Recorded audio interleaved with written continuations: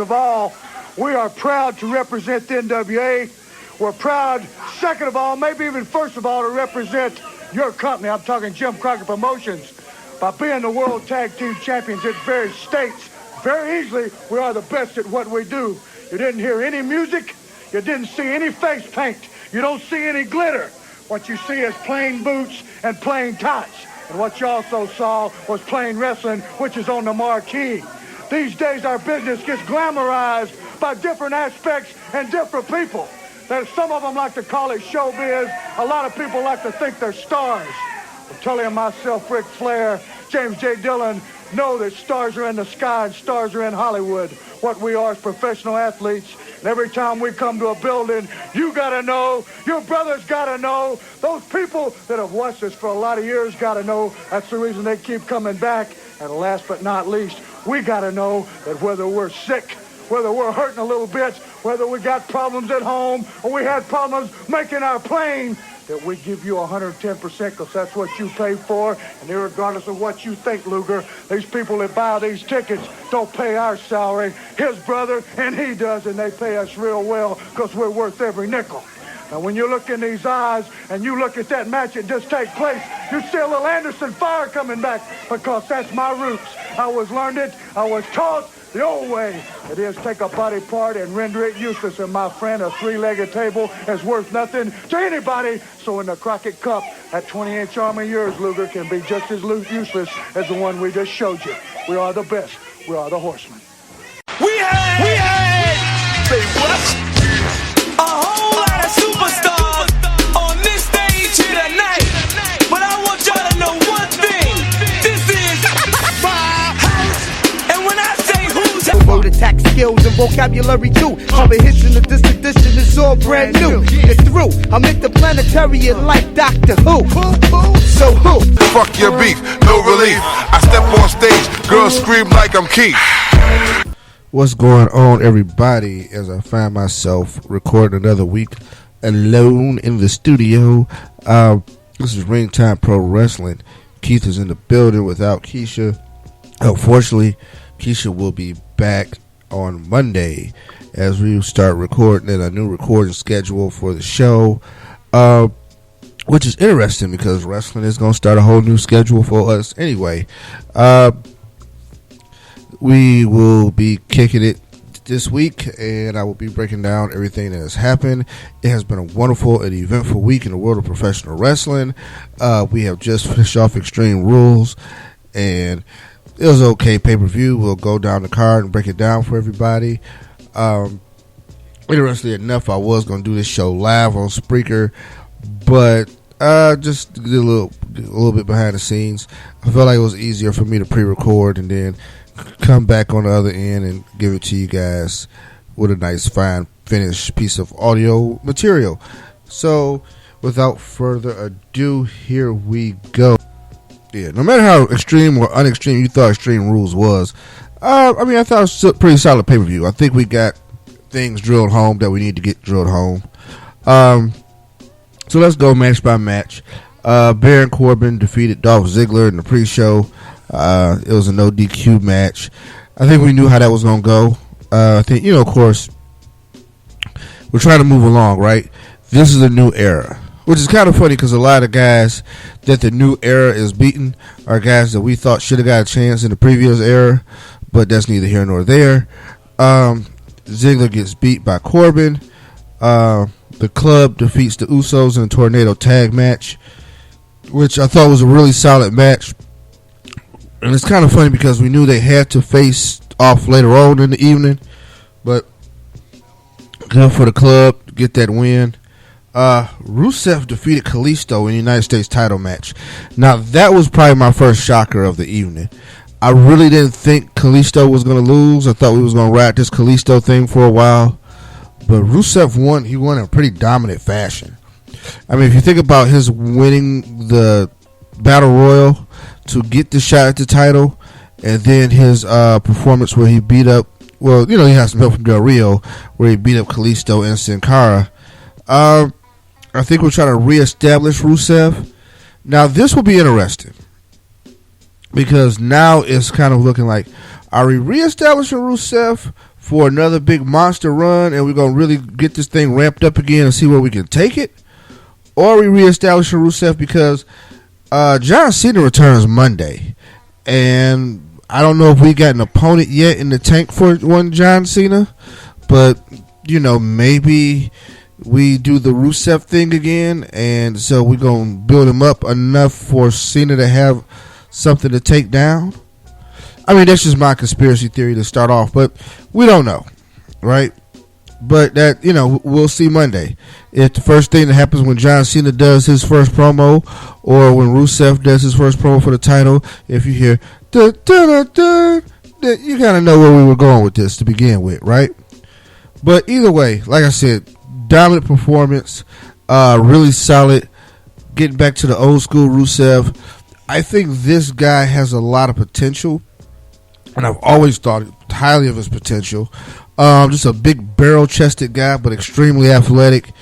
Somebody they could set up for a lot of different things. I mean, you could set him up for a collision course with Brock down the road, and it'd be believable that he could beat Brock. Just saying. I mean, hypothetically. And I don't say it'd be believable, but I mean, look at him. I mean, he looks big enough. So, things that they can think about.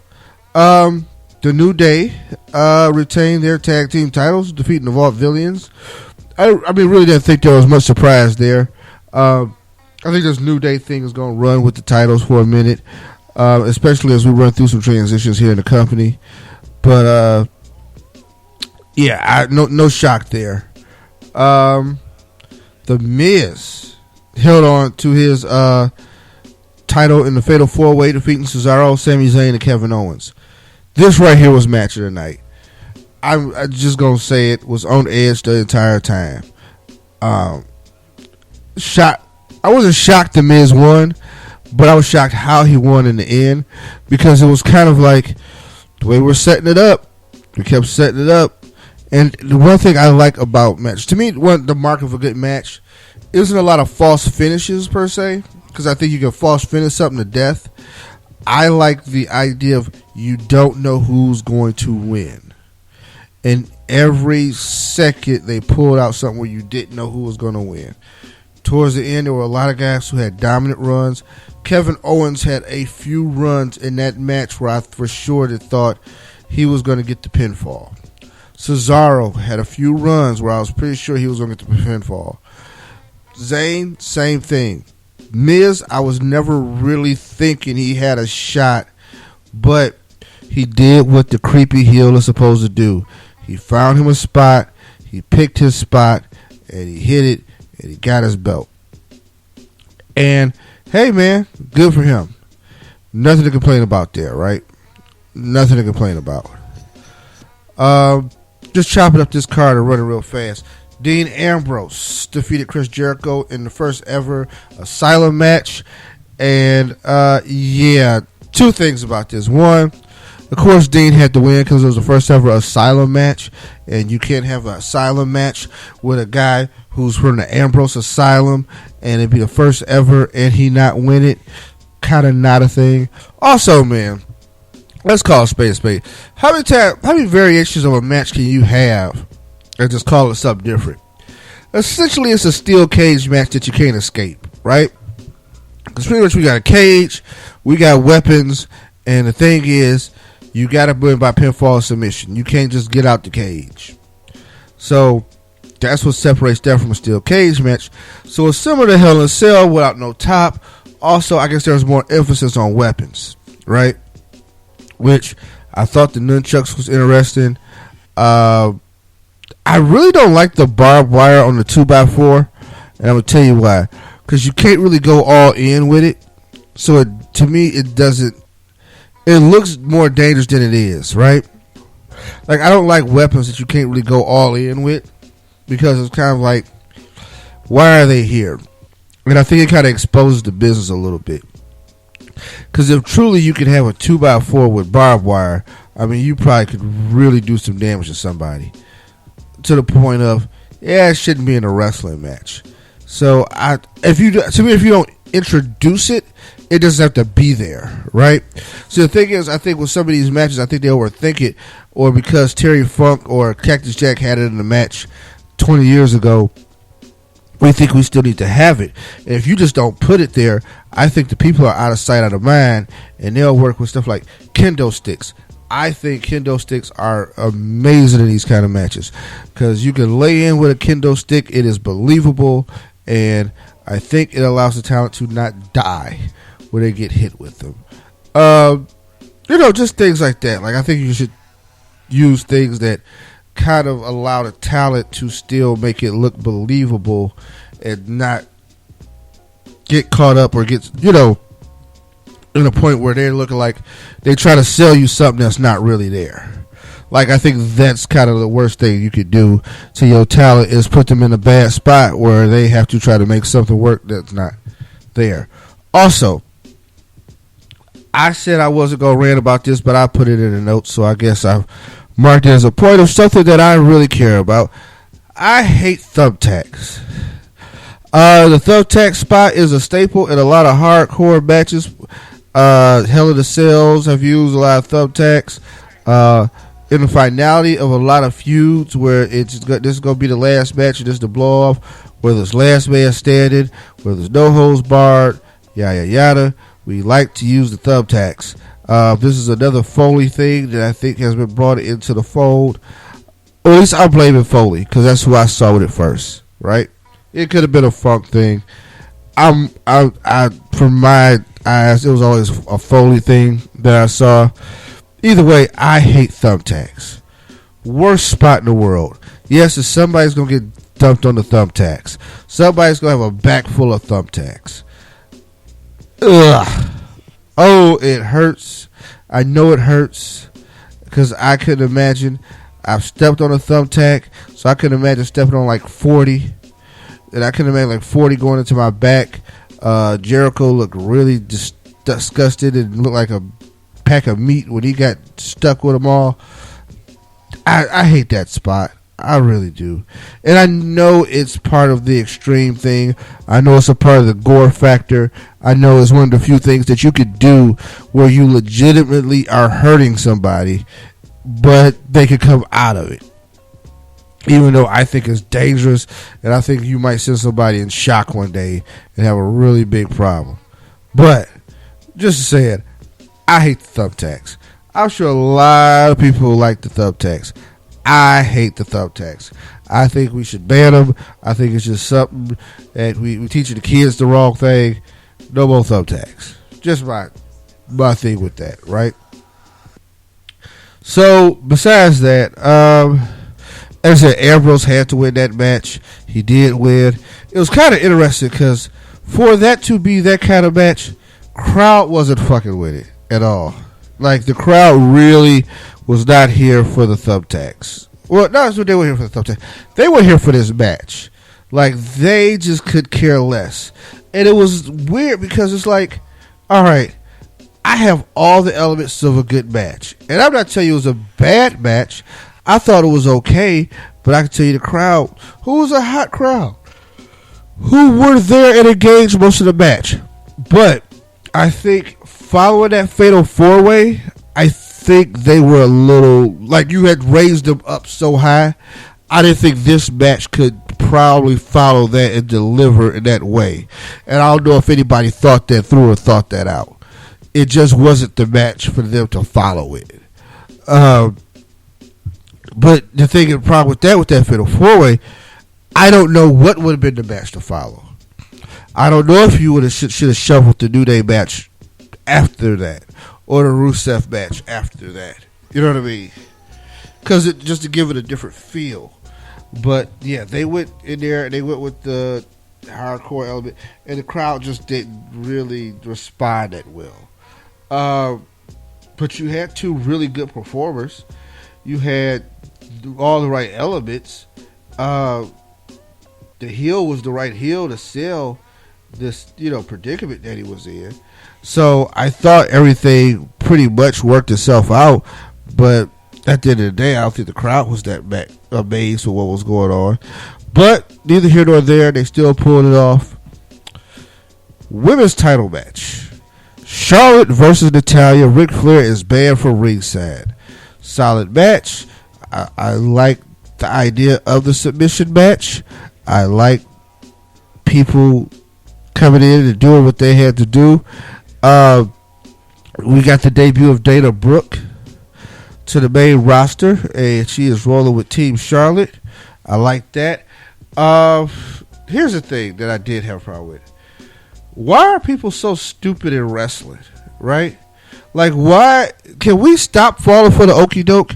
Can somebody stop where the music hits and then somebody's like, oh snap, hey, there's the music, I'm distracted, I'm going to take my eye off the opponent, and this is how I'm going to lose the match, when all I have to do is stay focused to what I'm doing in the ring, because by time whoever's music hits gets down here, if I do what I got to do, they can be pinned and out of here, or submitting, or whatever. Nope, I'm going to be distracted by the magical music, and I'm going to turn my back, and I'm going to stare up the ramp like there's not a person in here that I am in a fight with.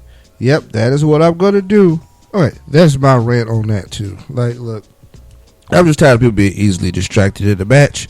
But, hey, I think Natalya thought she won. After the distraction, she thought, hey, that's Rick coming down to the ring, which it was not. And, hey, even though she could obviously tell that it wasn't Rick, so there's no reason to try to get the ref to raise your hand. But Charlotte wins the submission match, and they move on. And then, hey, there's a new person in the stable. After that, Roman Reigns takes on AJ Styles. I will say probably the second best match of the evening. It held up. The crowd was into it. They were not feeling Roman, apparently, or the Usos earlier that night. Like, they were not fans of the Bloodline at all. But all in all, that match held up. It was extreme. It was brutal. Of course, all parties got involved. So the Bullet Club showed up. The Usos showed up. AJ looked strong. He had his shot. He came up short at the end. And to cap it off, after Roman pinned AJ with a spear, and like a lucky spear. Hey, we got the surprise. Seth Rollins is back. Seth Rollins is ready to be back in the WWE. He looked good, so he's back. Gave the pedigree to one Roman Reigns, which made me further miss the curb stop. I just believe the pedigree belongs to Triple H. Like, I think we really need to find, with all that time off, we didn't think of can we get Seth another finisher? But it's okay. He hit Roman with the pedigree, and the crowd went nuts. Crowd is happy he is back. Everybody loves it when an injured guy comes back. So, hey, game to change.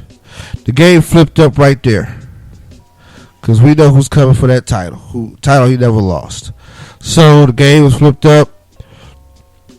Roman have to worry about that now. And here we go. So with that caps off the recap of Extreme Rules pay-per-view. Overall, I'm going to give a pay-per-view a B-. I thought it accomplished everything it needed to accomplish. I just thought that there was some dead spots in there. It worked itself out, though. And, everybody won who needed to win. I think there was only one title change, and really that's how it's going to be, because the setup is probably Money in the Bank will be a little bit more drastic. You'll see a lot more change happen in Money in the Bank, which will be in June, which will be June 19th. So we are less than 3 or 4 weeks away from Money in the Bank. So you'll see more changes at Money in the Bank. Then it'll flip over to July, of course, and we'll have the pay-per-view there. There probably won't be that big of a deal, because SummerSlam is what we're trying to get to, right? We're trying to get to August. We're trying to get to SummerSlam, and that's where, it'll all flip up and things will start to piece itself together, right? Because WrestleMania is one thing. SummerSlam is our first big official pay-per-view of the new calendar year to me. Because I think, to me, WrestleMania resets the calendar. So then we go SummerSlam. SummerSlam is the first new big deal. Then we'll go to Survivor Series. Then it's the Rumble. Then we're back at Mania. So the first new thing in this new clock is going to be SummerSlam. So this whole new era, and when we rebranded the company, we restarted things. Because basically after WrestleMania, we just hit the reboot all the way around.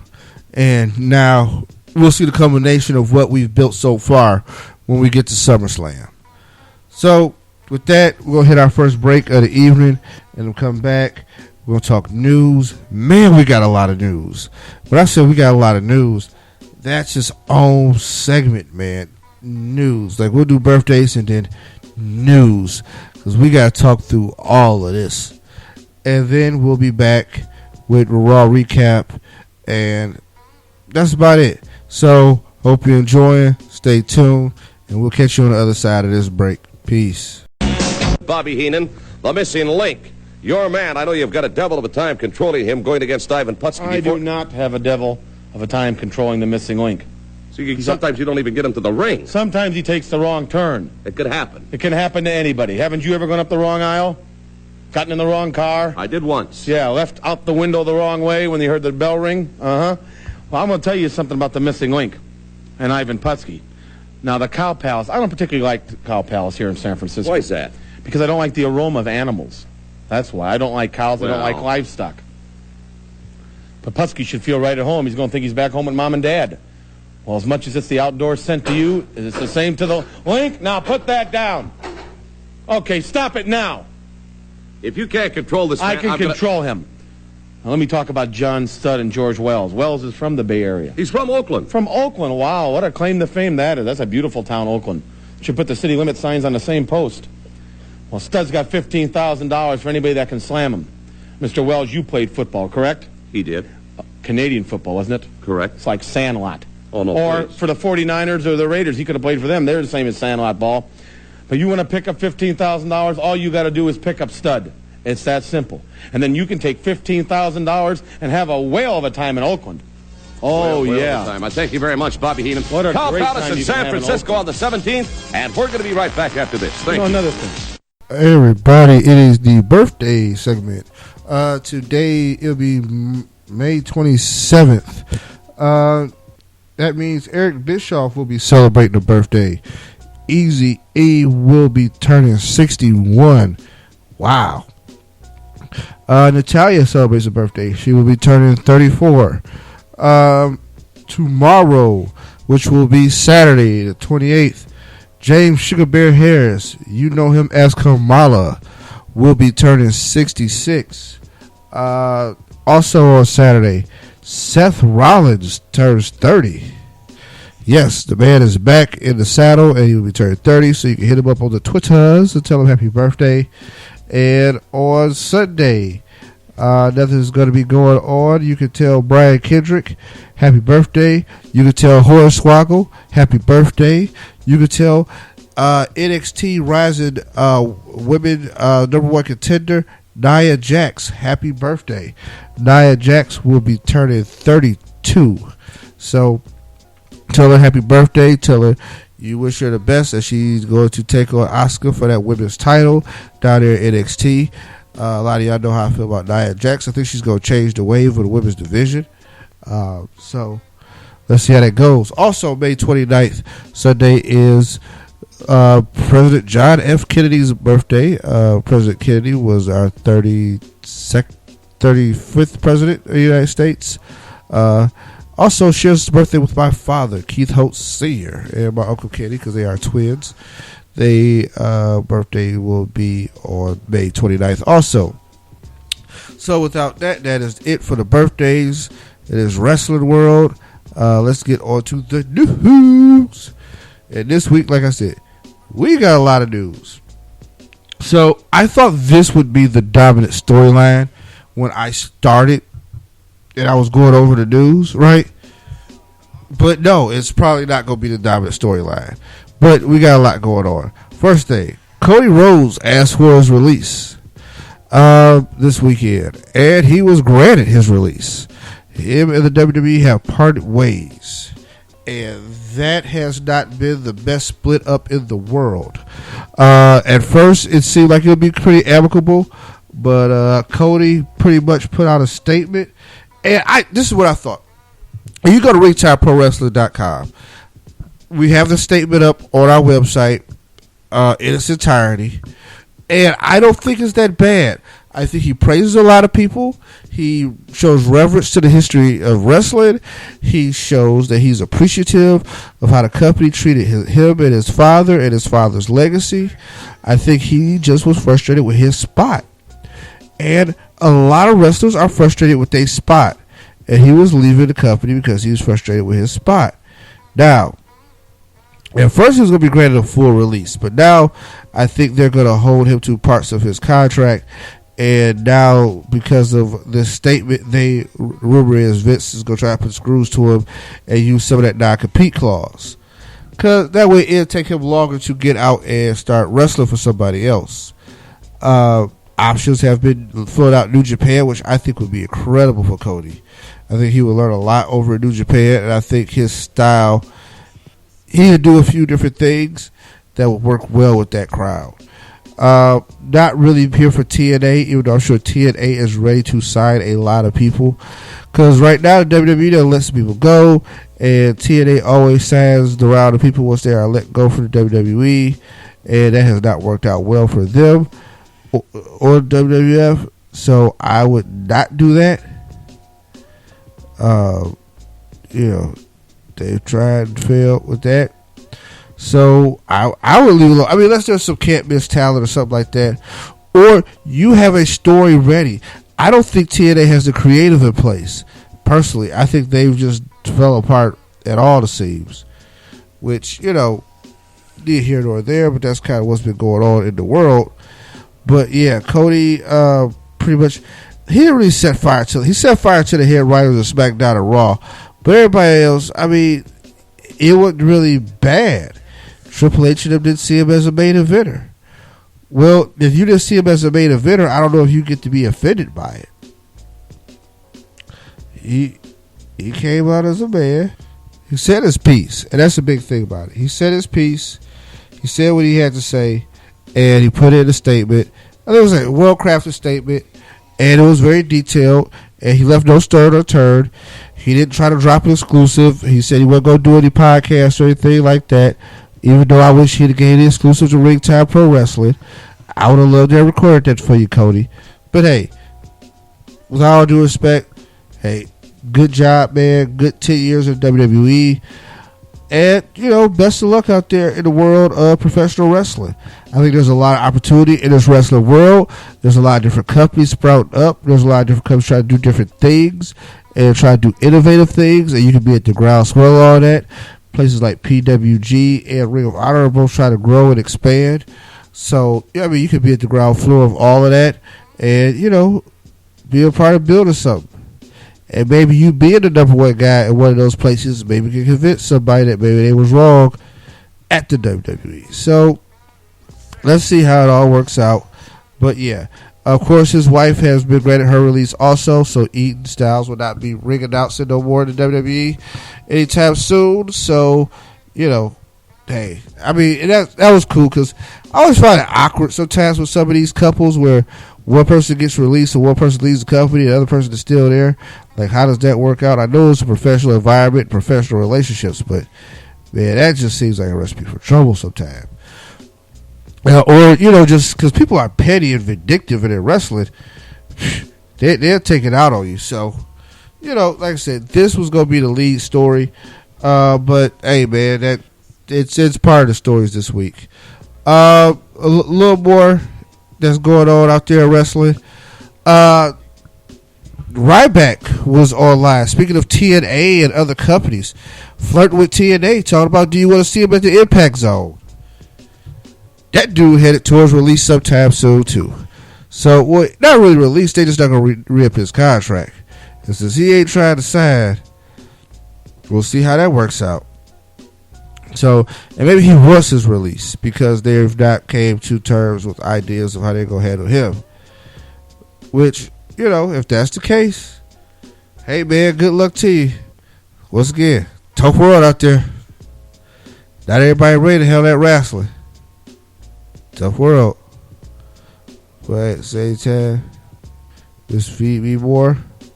Want to try his luck over at Impact, do with Dixie Carter. Good luck, bruh. George Animal Steel has been hospitalized with some health issues. We hear he's doing better, but that's just something that had came across the pike when we talk about news. Also, Adam Rose has been released. And, you know, if you've been keeping up with Adam Rose, he's had a series of troubles and couldn't pass the wellness policy. Then ended up with an issue where he ended up getting arrested for DUI or DWI or something to that effect. And then now WWE has just released him. I think they said enough is enough. Within a few years, he didn't really produce a lot. He was a part of Social Outcast, but wasn't really one more memorable out of the four. Like, I like Bo Dallas for his quirkiness. Heath Slater is, you know, the one-man band. You gotta love him. You really forget about Adam Rose, right? Curtis Axel is the technician. He's the wrestler. You kind of forget about Adam Rose. Well, yeah, WWE is banking on that because, hey, this kid can't seem to get it right. So, you know, that's happening. Coming in June, which is within 4 days. June 1st, actually, is when it drops. The Jake the Snake bio is going to be on Netflix. The documentary about his life that he shot, him and DDP and guys put together, is going to be out on Netflix. Which I think is going to be real interesting because we're going to track Jake Roberts to sobriety. And that's going to be an interesting and very powerful show. Like, you might want to, you know, watch that with your parents, get some tissue or something. Because I think that's going to be a very powerful show. Let's see. What else do we have going on out here in the world today? Also out there news. In the world of politics, Glenn Jacobs, who you know as Kane, is thinking about running for mayor of Knoxville. And is considering, or Knox County mayor. That's not to be confused with Knoxville, Tennessee. And he is considering stepping out of wrestling for a little while and being the mayor in 2018. He's going to run as a Republican. A lot of you may or may not know that Glenn Jacobs is very active politically and ran like a blog. I think it was called something X, where he talked a lot about politics and stuff like that. So he is that guy, and he is thinking about trying to become a mayor.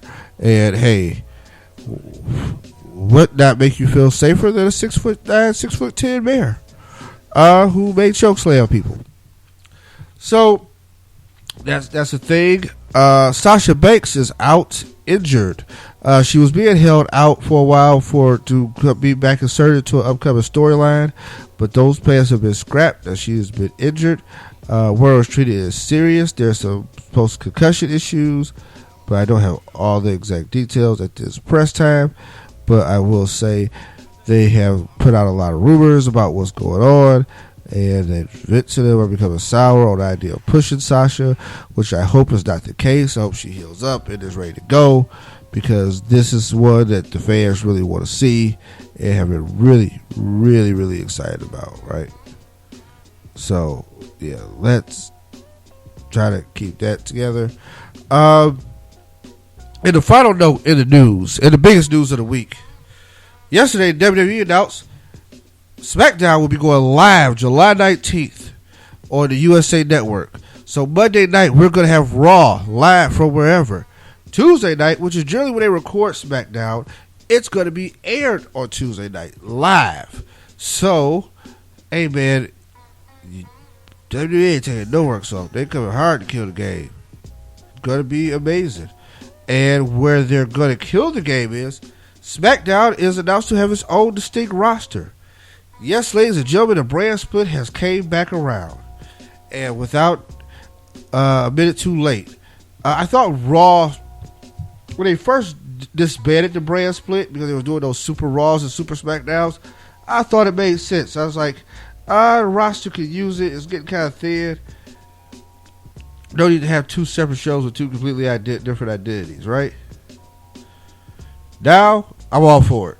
I think with the influx of talent that they've got and the way they really replenished that pipeline with NXT, they're loaded, man. They got all these new talent and all these new faces, and like a lot of old ones are coming back and are still sticking around.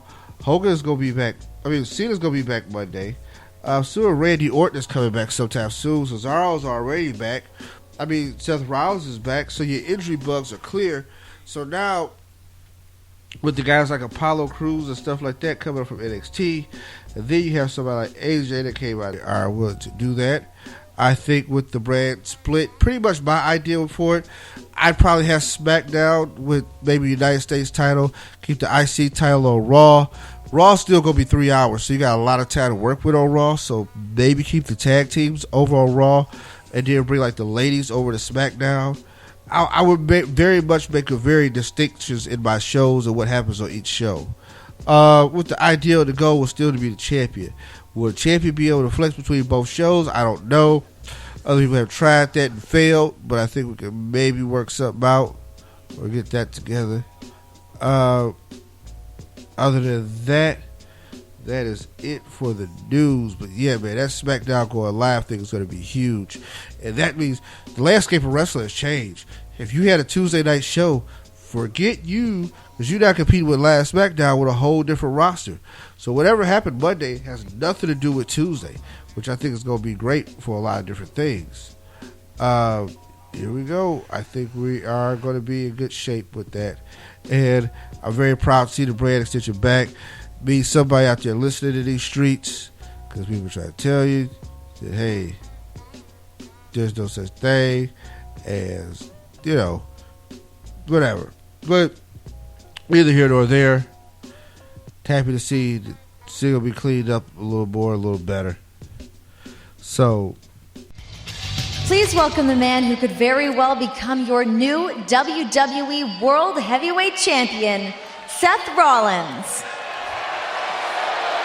And what a fitting environment it would be. The Money in the Bank pay-per-view. You know, Renee, that's kind of my thing. I mean, a couple of years ago, I won the contract there, went on to have the greatest cash-in in the history of WWE. And at this year's Money in the Bank, I plan on taking back the title that I never lost. And not because I'm Mr. Money in the Bank, but because I'm Seth Rollins and I'm just that good. Hey! I've been looking for you all day. Hey. Aren't you happy to see me? I mean, it's been so long, and your brother, he gave me the championship match earlier tonight for the title that I never lost, Money in the Bank. No, I know, and it's awesome. And it's so great to see you, Seth, it really is. But in case you haven't noticed, things have changed around here. Okay, and that includes our business relationship. So, welcome back. All right. Good to see you. So on the Raw. Monday night, we got a little bit of fallout of Extreme Rules, and we pretty much got set up for Money in the Bank. First kickoff show, Seth Rollins steps into the ring, makes his long way to return. The crowd is loving him and feeling him, and he cuts his heel promo, which I get it. He's back. He's got to be the heel. He was a heel. Roman Reigns is a face, and they want to keep it like that. But here's the thing. The fans hate Roman Reigns right now. They're not really feeling him. But maybe they'll use Money in the Bank for the double heel turn, right? Rollins, when guys return from injury, they're already faces. Also, I think the hardcore fans like Rollins because they like his work rate, they like his athletic ability. I don't know what it... I think Roman being the chosen one was just a thing that just really irked people. And I think they're irked with the idea of management choosing. And they want to feel like a more organic process and want to feel like they participated more in the process. I think if Roman would have got pushed maybe like 2 years ago, it'd been slightly different when he was kind of hot on his own. But it's kind of like... It's like they discovered he was hot and decided to like, hey, let's roll the ball downhill, and everybody kind of turned on him. But, you know, that's neither here nor there. But, yeah, I thought Rollins, I think he worked really hard trying to be a heel too. Like he worked really hard to diss the fans. He had to work really hard, and they really didn't buy all the way in. But what we got is our match set for Money in the Bank: Rollins versus Reigns for the title. Will Rollins get that belt back on his first time around? I doubt it. Okay, and that's where we get the double turn. I doubt Rollins gets that belt back, and there may be shenanigans. And hey, whatever it takes for the guy to get over and for Rollins to get over and everybody to be happy, I don't know. But we'll see. We'll see how it all plays out, right? So that happened. Well, now we got to have Money in the Bank qualifying matches because we got to figure out who's going to be in this Money in the Bank. And, you know, we kicked the show off with matches. And first match is Sami Zayn. He takes on Sheamus in a qualifying match. And Sami Zayn wins. Oh, Raw, clean. Like, I call Sami Zayn Captain Near Fall. Because, man, it's hard to get Sami Zayn a win. Usually what happens is he comes up very short and he has that near fall and then something crazy happens. No interference with Kevin Owens or nothing like that. Sami Zayn takes out Sheamus. Sheamus then goes berserk, end up beating up Apollo Crews backstage, which doesn't really help anybody, but I guess there's some kind of long-range plan there. But yeah, he attacks Apollo Crews backstage. Speaking of Sheamus, he's going to be in a new Ninja Turtle movie. I don't know if that's enough for me to see a Michael Bay Ninja Turtle movie, but it's kind of funny with the WWE. I do give them credit for pushing the idea that he's in the movie and sharing that, but generally they push stars when they push it behind like something that mainstream as popular as this, but it seems like they're not going to do this with Sheamus. Like I said, the thing with Apollo Crews, if this leads to a feud between those two, that's going to be kind of, I don't know. Here's the thing. I feel like Apollo Crews has been misutilized since he's been called up from the to the main roster from NXT. Now, him and the thing with Sheamus, if he comes out on the better end of that, maybe he can learn something and maybe he could also be in a better position at the end of it. But I really don't know how that's going to work out between those two. Crews is one of those guys who definitely will benefit from the brand split. I think him working on a roster with guys of similar skill set and also just working on a roster where maybe the writers can focus on him more, he will have a better chance at getting, a better spot and getting utilized in a better way. Maybe even pairing him up with somebody and making a solid tag team might be the route to go with Apollo Crews. Sheamus, I just don't know what they want to do with Sheamus. So yeah, the idea of them getting involved with each other was kind of puzzling. But I'm sure Apollo has to get his revenge on Sheamus attacking him backstage. I get it. Sheamus is jealous of the new era, and people hearing about the new era. Social Outcasts attack New Day, and I guess we're supposed to take the Social Outcasts serious until they lose to the New Day later on with the match going on. Cesaro defeat Miz in the Money in the Bank qualifier match where he looked really, really good, man. It was a very clean win. He hit his finisher. Miz doesn't need to be in the Money in the Bank qualifier match anyway. He's the IC champ. Also, he's won Money in the Bank before, right? And cashed in. So let's let fresh blood get there. So Cesaro looks like a good guy to be in. Jericho defeated Apollo Crews in his Money in the Bank qualifier, which is kind of weird. I know Jericho wasn't 100%, and then Apollo was attacked by Sheamus, but maybe I would have had that match immediately after Apollo Crews was attacked by Sheamus. So, because when he came down to the ring, it's like, oh, he's recovered. Because it had been about an hour and a half. Where maybe if he would have had it right after he got attacked, then that lends more to Sheamus costing him the match.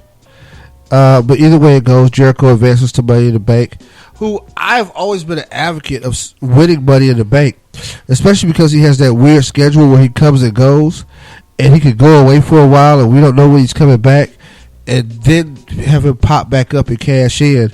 at the most random time. Like, I think that would be a very interesting caveat to Money in the Bank. And so we haven't seen before. Because the guy can have a briefcase and he's not on TV every week with the briefcase. And then all of a sudden, you know, we're at the end of a pay-per-view or we're in the end of Raw or something like that. And the champ that got beat up. And it's like, oh, wow. And they don't even know Jericho's in town. What I would do with Jericho is I'd have him come to town. Like later, early that day, I would have him fly into the main airport because wrestling fans are snitches. So I'd probably have him fly, you know, somewhere closer and then just drive up or have a car come get him. Do whatever they got to do. And keep him a secret, keep him under wraps, and then bam, cash in. I think that would really, really set some things on fire. It'd be interesting. Charlotte goes heel on her dad. That was good. Man, like she really tears Rick down, and Rick sells it. You know, Rick is good to cry. Rick is really emotional. Rick might have thought it was real, but yeah, Charlotte is on her own now. It's something we've been touting for a long time. Like, I think she will do a lot better on her own. Like, it was okay when Rick was out there kind of, you know, following her around and doing her thing, but I think it became too much about him and not enough about her. And not enough about the people she was wrestling either. It was just more of a, like, Ric Flair, and then it was almost an extension of just Ric Flair. And Charlotte doesn't need that anymore. Like, I think it's time for her to be her own woman. She won the title that way. You know what I remember growing up? I remember Christmases. I remember birthdays. If you want to want me one more time, that's fine. Because, Dad, you know what I remember Mom saying?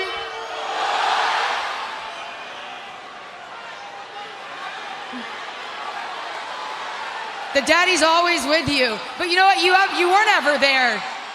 Because I had to watch you on television. But actually, Dad, I really understand why you weren't there. Because all those years, I couldn't understand why you weren't there. Mom had to, rub my head because I was crying. But now I get it. You know why?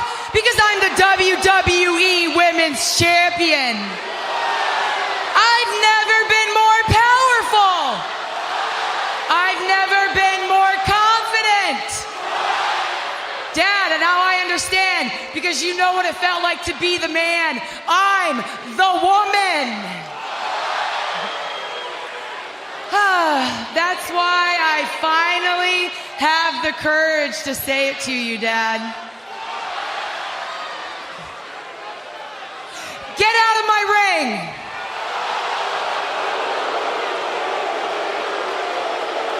What are you, hard of hearing? I said get out. Do you know what it's like walking into a room and just saying, hey, look, that's Ric Flair's daughter. No, you know who you are? You're Charlotte's dad. Oh, don't do this. Don't do this. I don't need you anymore. You're immortal to them. To me, dead. Get out of my ring. I'm done with this sad story. Get out. Get out. Don't take another step near me. Actually, no, you can do. You can just watch me on TV like I did the last 30 years to you. Oh. Out you go.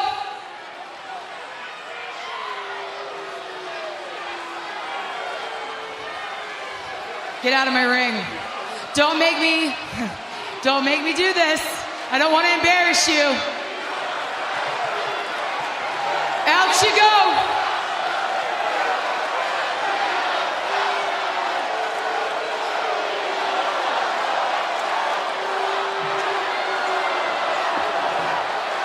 Na na na na. Hey hey hey.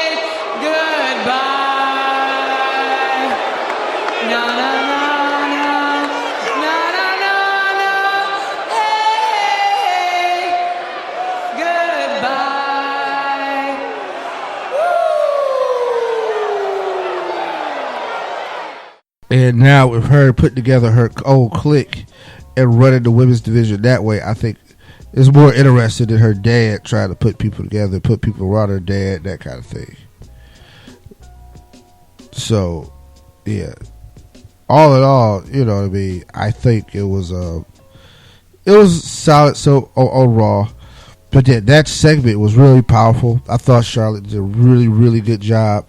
She felt like she was in command and felt self-assured, and she was taking something back for real. Like, I think some of these, it's like legit emotions almost.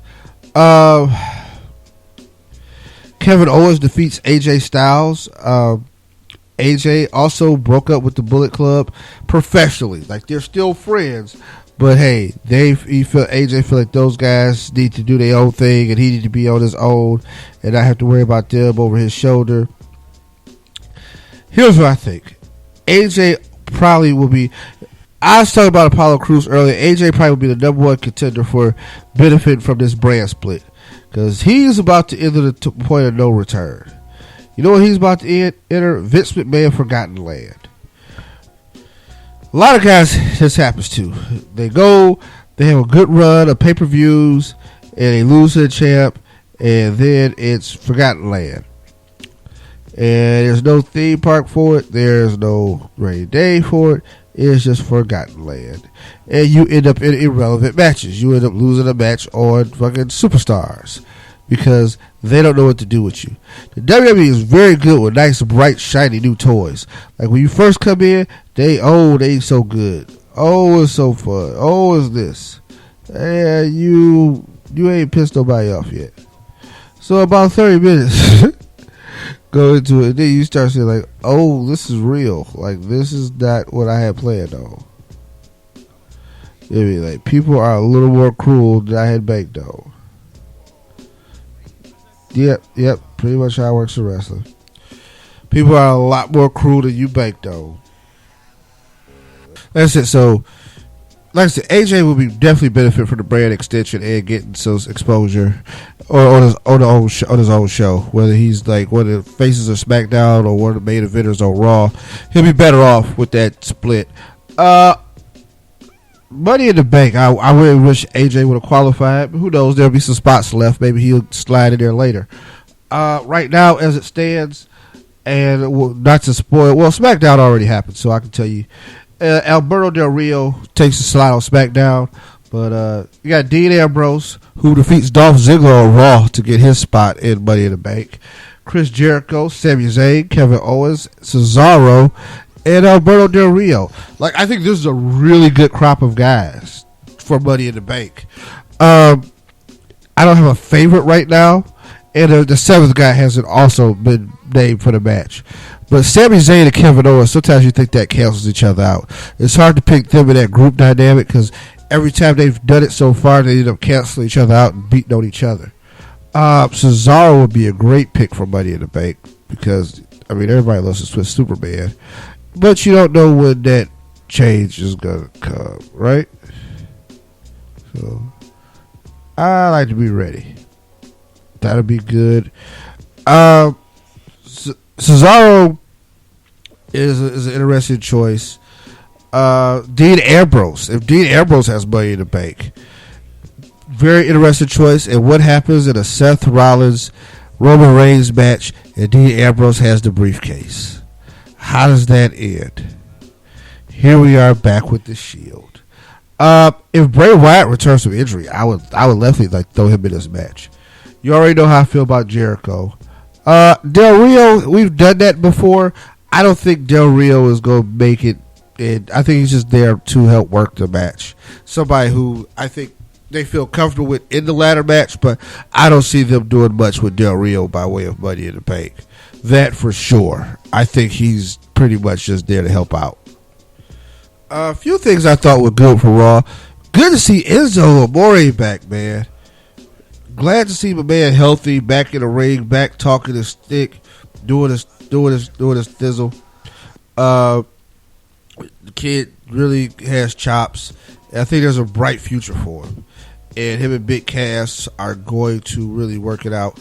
I don't know if Amore's future down the line is more as a manager or if it's, in ring or like that manager in ring hybrid where there's times he gets in the ring and times where he's a manager. We'll see how it all works out for him and Cass, right?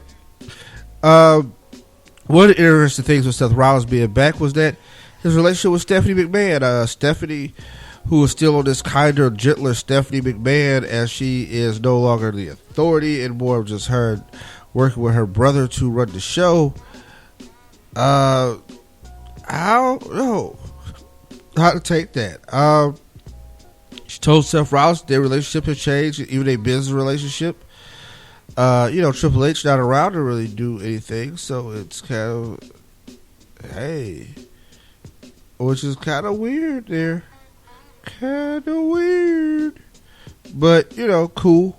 Also, I think it's time to move away from that heel authority figure storyline, and they're going to do it, and they're going to do it with the people they got. It's going to be interesting, too, because who's going to take over SmackDown? Like, who's going to run Raw, who's going to run SmackDown? Does Shane stay at Raw and Stephanie go over to SmackDown? Do Shane and Stephanie just stay at Raw together, and they find two other people, or one other person to run SmackDown? I think that'll all be very interesting. So, yeah, it's kind of funny. But I think we'll learn more and more about it as time goes on. And we'll deal with the fact that with this new era and new set of talent, how the WWE plans to push forward. But I think I'm going to wrap this up. I think we had a good show. And we will be back Monday, and I will have Keisha here. Keisha will get you caught with what's going on with her and her life, and also we will get her thoughts on all this crap that's happened while she was gone. So we'll talk about that, and somehow in the next week or so we'll talk about the WWE Cruiserweight Tournament, and we'll give you some updates on the New Japan Super Juniors Tournament, which kicked off on the 21st, and I think our next set of matches is today here on the 27th. So we'll try to get you caught up with that and have some stuff. Check out the website, ringtimeprowrestling.com. We're constantly updating again. I think we're going to get back in the groove of having more fresh content up there for you guys to read and check out. So with that being done, amen, peace.